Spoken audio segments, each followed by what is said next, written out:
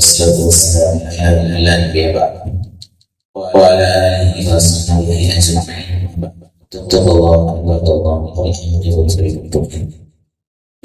Pada situation seperti Sallallahu alaihi wasallam Allah subhanahu wa ta'ala സ്വർഗവും നരകവും സൃഷ്ടിച്ചതിനു ശേഷം ജിബ്രീൽ അലൈഹിസ്സലാത്തു വസ്സലാമിനോട് അതോ വഴിയൊന്ന് കാണുവാൻ വേണ്ടി ആവശ്യപ്പെടും.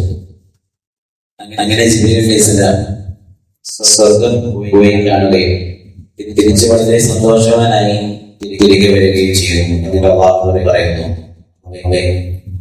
എന്തൊരു വലിയ അനുഗ്രഹങ്ങളാണ് നീ അതിൽ സൃഷ്ടിച്ചു വെച്ചിട്ടുള്ളത്.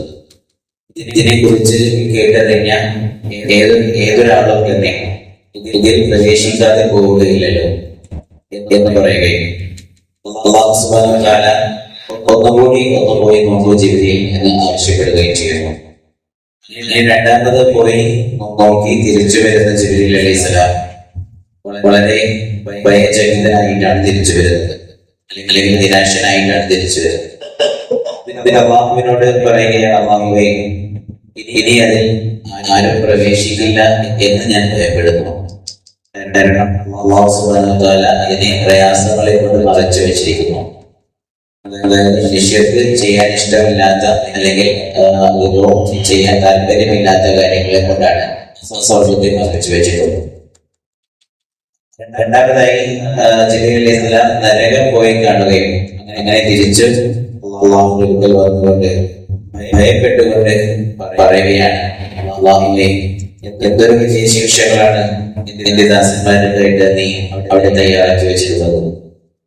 അതിനെ പറ്റി കേട്ടറിഞ്ഞ ഒരാളും തന്നെ ഇതിൽ പ്രവേശിക്കുകയില്ല എന്ന് എനിക്ക് തോന്നുന്നു. അങ്ങനെ അല്ലാഹു സുബ്ഹാനഹു വ തആല ഒന്നുകൂടി പോയി നോക്കാൻ ജിബ്രീലിനോട് ആവശ്യപ്പെടുകയും ജിബ്രീൽ അലൈഹിസ്സലാം രണ്ടാമത് പോയി വരികയും ചെയ്യുമ്പോൾ കൂടുതൽ ഭയചകിതനായിട്ടാണ് കാണപ്പെടുന്നത്.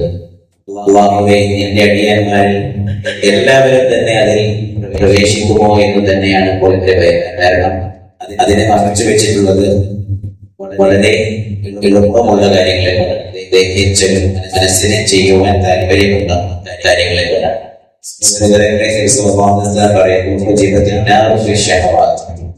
നരകത്തെ അല്ലാഹു സുബ്ഹാനഹു വ തആല മറച്ചു വെച്ചിരിക്കുന്നത് ശഹവത്തുകളെ കൊണ്ടാണ്, ദേഹേച്ഛകളെ കൊണ്ടാണ്.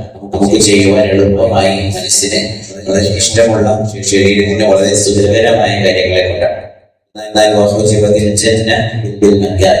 സ്വർഗത്തെ മറച്ചു വെച്ചിട്ടുള്ളത് വെറുക്കപ്പെടുന്ന കാര്യങ്ങൾ, അതായത് നമുക്ക് ചെയ്യുവാൻ പ്രയാസമായി തോന്നുന്ന കാര്യങ്ങൾ.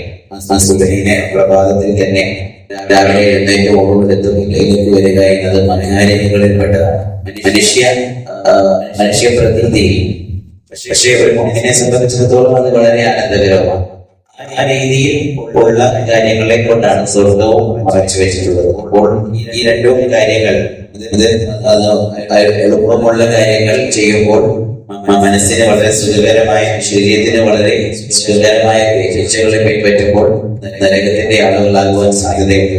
അതുപോലെ തന്നെ സ്വർഗത്തിലേക്ക് എത്തിപ്പെടുവാൻ പ്രയാസകരമായ കാര്യങ്ങൾ ചെയ്തുകൊണ്ട് മുന്നോട്ട് പോയ ഗതിയാകും.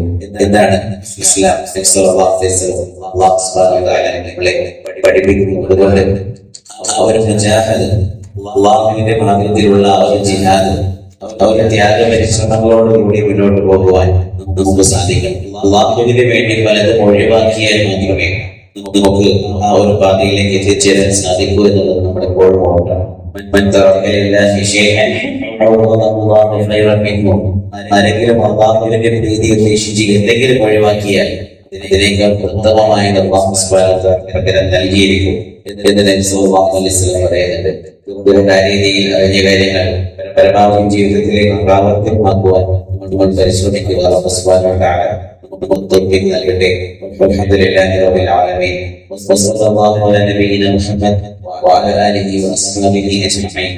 سبحانك اللهم وبحمدك أشهد أن لا إله إلا أنت أستغفرك وأتوب إليك. السلام عليكم ورحمة الله وبركاته.